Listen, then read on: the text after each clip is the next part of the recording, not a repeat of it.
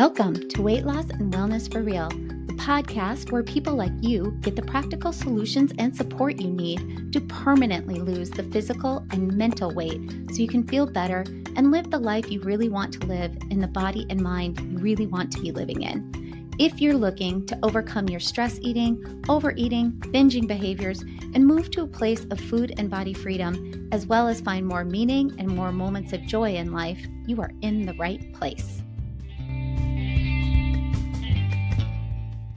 Today, we're going to talk about chaotic eating.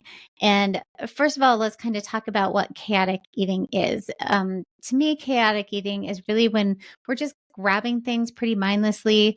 The whole schedule is off. We don't really have an eating schedule.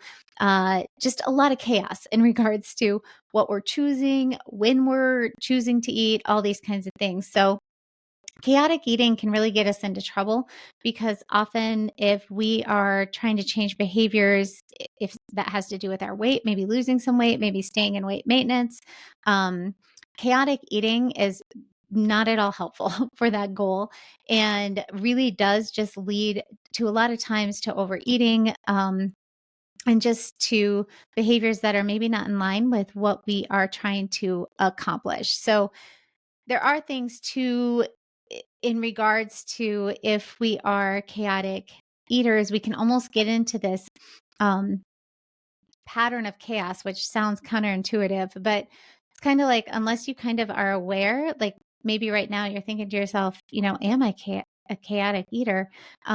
And if you kind of come up with the answer, yeah, I think maybe so, then that's the first step, right? It's being aware, it's understanding what we're doing, where we're coming from in order to be able to make changes. And I'm going to talk about really specific strategies if you are a chaotic eater, what you can do to intervene and start to make changes today. So one example that I always think about with chaotic eating would be like if you're really stressed out in the morning and you don't have time for breakfast. And so you just kind of run out the door. And then about mid-morning, you're really crashing, super hungry, you didn't have breakfast. And so you grab maybe that sugary donut that's at the office or maybe two. And then what happens about in 30 minutes, an hour after that, because your blood sugar spikes so high due to that sugary food that you took in without anything else in your stomach. So the blood sugar just shot sky high and then drops again. And now all of a sudden, very soon after you eat that, you're super, super hungry. You're craving fast food because that would be, your body knows, another simple carbohydrate, another sugar hit.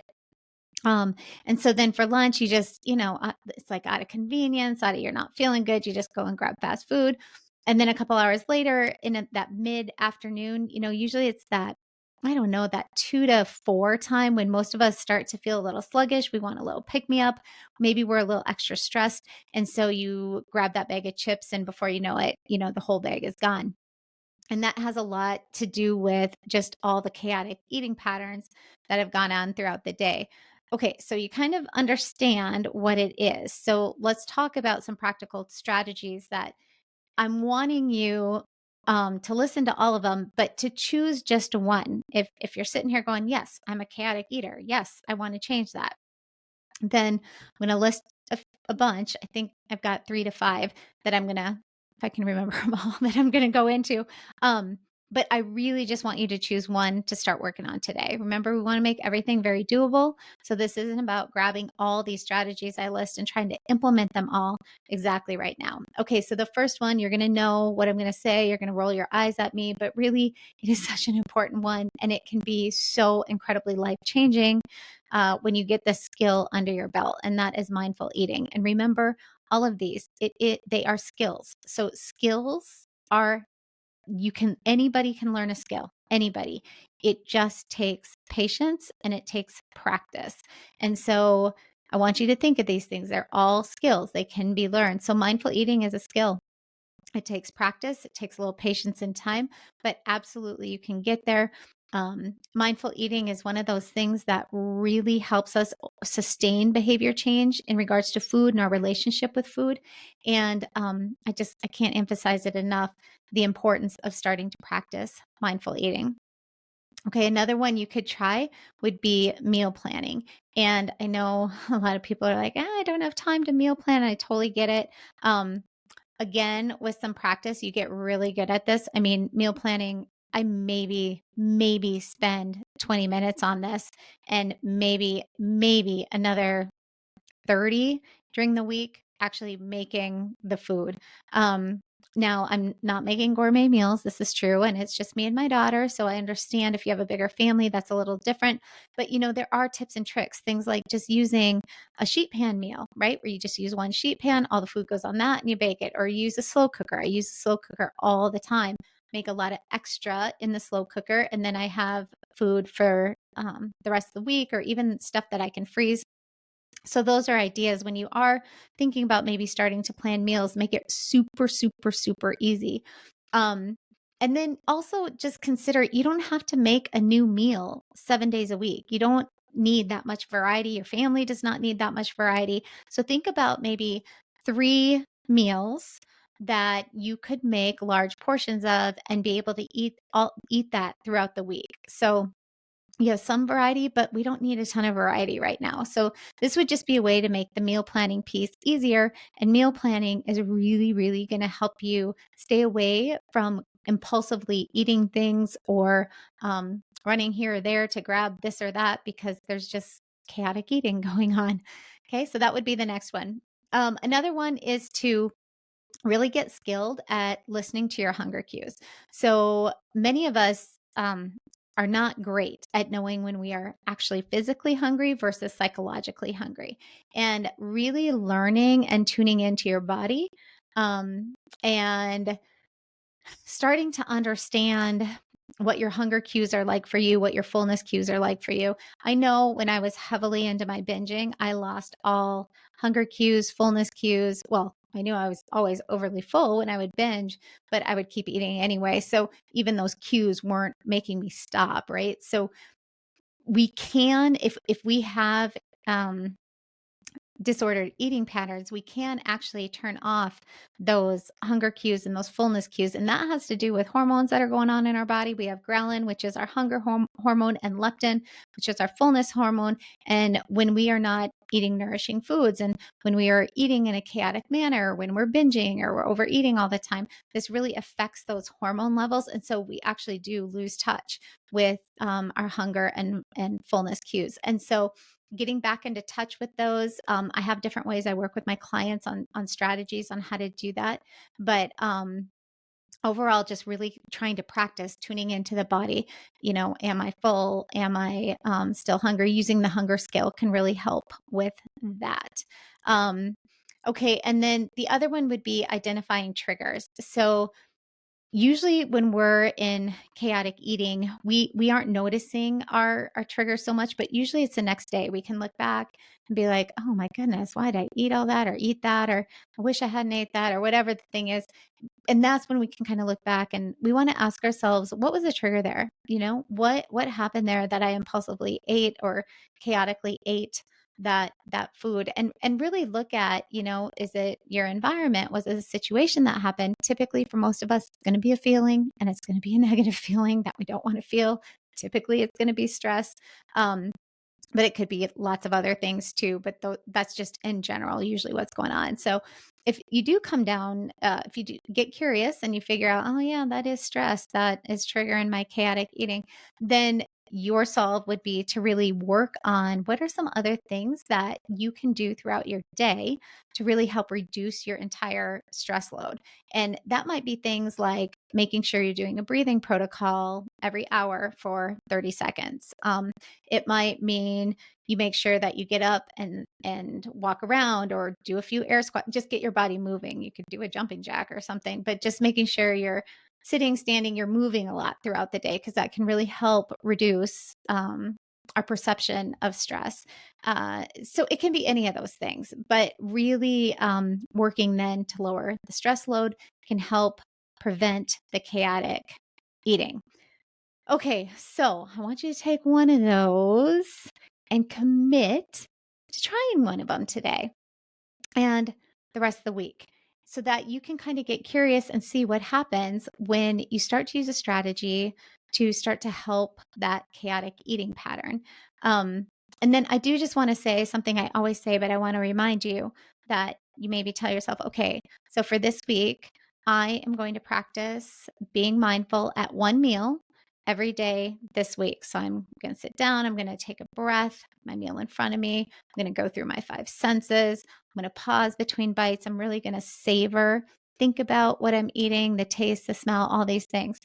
And then all of a sudden, a day goes by. The next day, you're like, wait, I totally forgot to do that yesterday. I really screwed up. Remember to stay in compassion and grace with yourself. This is so important because if you get really hard on yourself, if you're getting really negative with yourself, I screwed that up. I said I was going to do it. I didn't do it. That's really going to create a lot of stress and tension within the body. And what you're going to find is that you're going to want to go to food for that.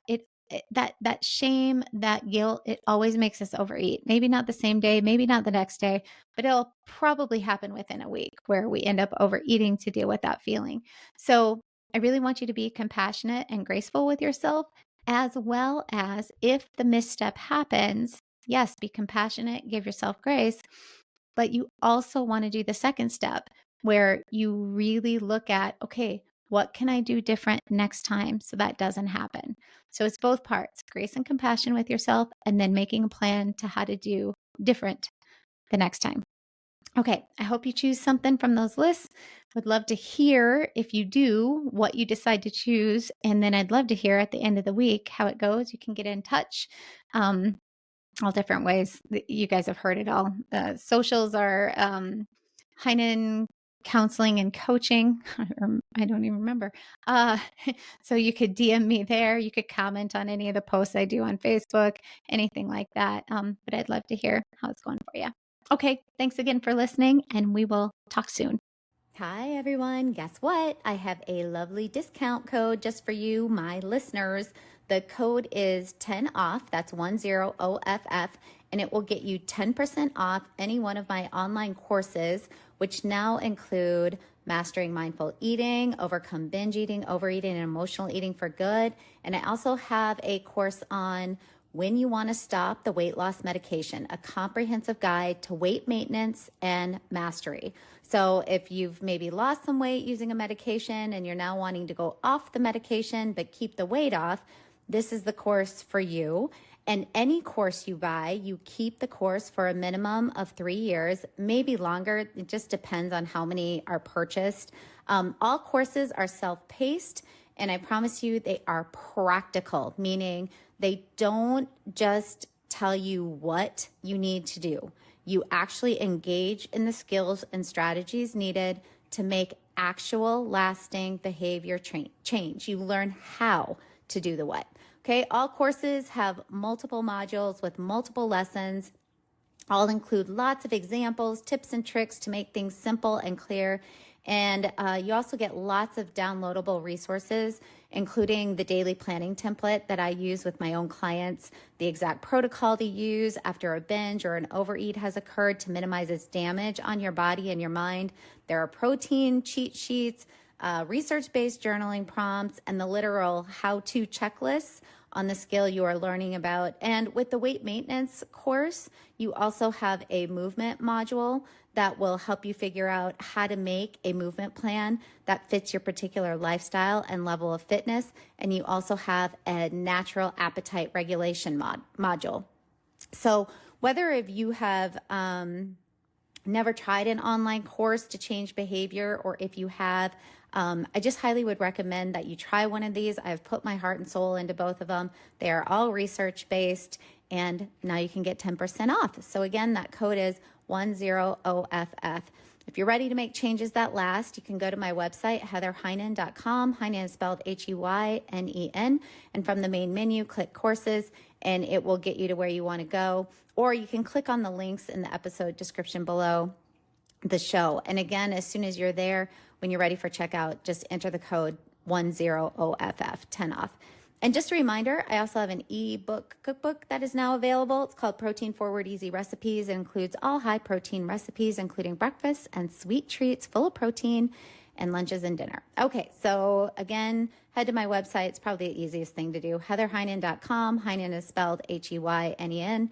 And from there, go to courses or the cookbook. And again, use code 10 off at checkout.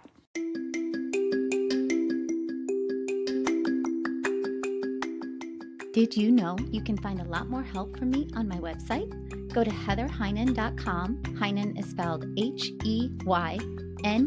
Heynen, and there you will find links to my online courses, how I work with clients one-on-one, as well as online with my coaching and counseling services that I offer.